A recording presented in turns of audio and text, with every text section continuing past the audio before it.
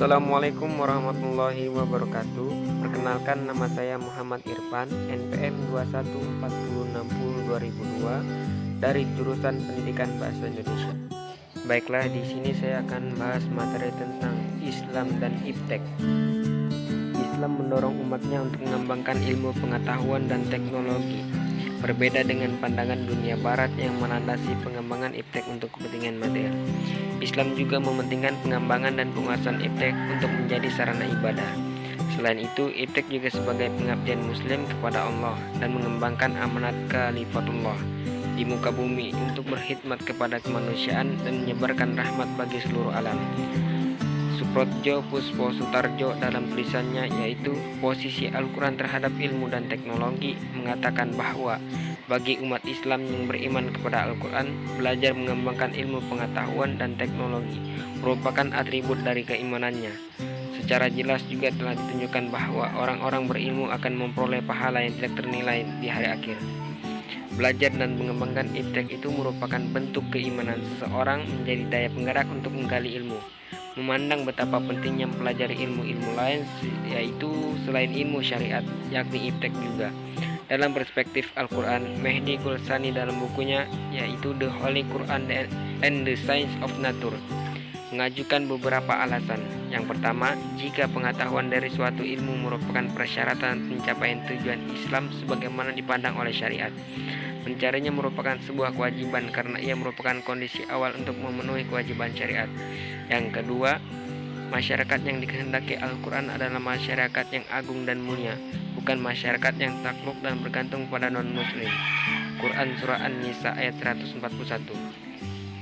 Agar dapat merealisasikan tujuan yang dibahas Al-Quran itu, masyarakat Islam benar-benar harus menemukan kemerdekaan kultural, politik, dan ekonomi.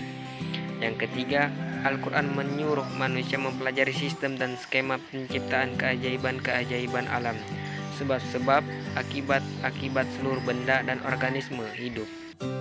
Pendek kata, seluruh tanda kekuasaan Tuhan di alam eksternal dan ke dalam batin jiwa manusia, seperti yang tersirat dalam Al-Quran, yaitu sesungguhnya dalam penciptaan langit dan bumi, silih bergantinya malam dan siang, bahtera yang berlayar di laut membawa apa yang berguna bagi manusia, dan apa yang Allah turunkan dari langit berupa air, lalu dengan air itu dia hidupkan bumi sesudah mati atau keringnya, dan dia sebarkan di bumi itu segala jenis hewan dan pengisaran angin dan awan yang dikendalikan antara langit dan bumi.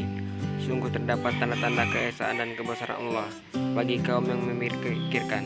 Quran Surah Al-Baqarah ayat 164. Keempat, alasan lain untuk mempelajari fenomena-fenomena alam dan skema penciptaan adalah bahwa ilmu tentang hukum-hukum alam dan karakteristik benda serta organisme dapat berguna untuk perbaikan kondisi manusia. Misalnya yang tersirat dalam Al-Quran yaitu, dan dia menundukkan untukmu apa yang ada di langit dan apa yang ada di bumi semuanya, sebagai rahmat daripadanya. Sesungguhnya pada yang demikian itu benar-benar terdapat tanda-tanda kekuasaan Allah bagi kaum yang berfikir. Quran Surah At-Jatsiyah ayat 13. Di antara ayat-ayat Al-Quran yang menjadi landasan iptek antara lain Quran Surah Ar-Rum ayat 22 dan Quran Surah Al-An'am ayat 97 dan Quran Surah Yunus ayat 5. Ayat-ayat itu secara jelas menggambarkan fenomena alam yang selalu dihadapi dan mengiringi perjalanan hidup umat manusia untuk dipahami, diteliti, sehingga lahirlah pengetahuan dan teknologi. Oleh karena itu, seperti diisyaratkan dalam ayat-ayat di atas, yang mengetahui hakikat alam ini hanyalah orang-orang yang mengetahui, yakni mereka yang intens bergerak untuk mencari dan mencari karena kuriositasnya yang tinggi dengan memaksimalkan kerja pikiran. Allah tidak menciptakan alam ini dengan sia-sia. Dia menciptakan alam ini mempunyai maksud dan hikmah. Muhammad Imaduddin Abdurrahim dan tulisannya Sains dalam Perspektif Al-Quran mengatakan bahwa sunatullah sebagaimana ketetapan Allah terhadap alam ciptaannya ini dimaksudkan untuk pelestarian, keharmonisan, dan kesejahteraan manusia dunia ini. Tujuan itu tidak akan terrealisasi tanpa pengungkapan terhadap alam.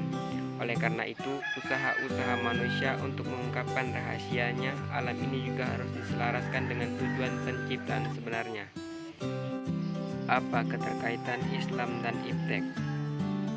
Hubungan agama dan iptek dalam perspektif Islam adalah tindak bertentangan dan saling mendukung satu sama lain. Sedangkan iptek adalah ilmu pengetahuan yang terus berkembang mengenai berbagai bidang yang dapat membantu kehidupan manusia.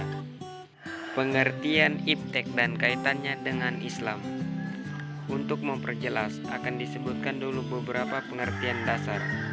Ilmu pengetahuan sains adalah pengetahuan tentang gejala alam yang diperoleh melalui proses yang disebut metode ilmiah atau scientific method. Sedang teknologi adalah pengetahuan dan keterampilan yang merupakan penerapan ilmu pengetahuan dalam kehidupan manusia sehari-hari.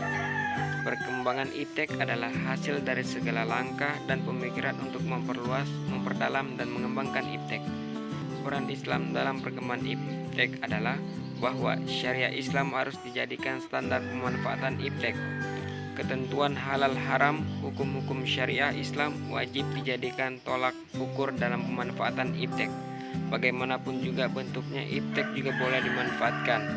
Adalah yang telah dihalalkan oleh syariat Islam, sedangkan iptek yang tidak boleh dimanfaatkan adalah yang telah diharamkan syariat Islam. Mungkin itu saja yang dapat saya sampaikan. Kurang lebihnya saya mohon maaf. Saya ucapkan terima kasih. Assalamualaikum warahmatullahi wabarakatuh.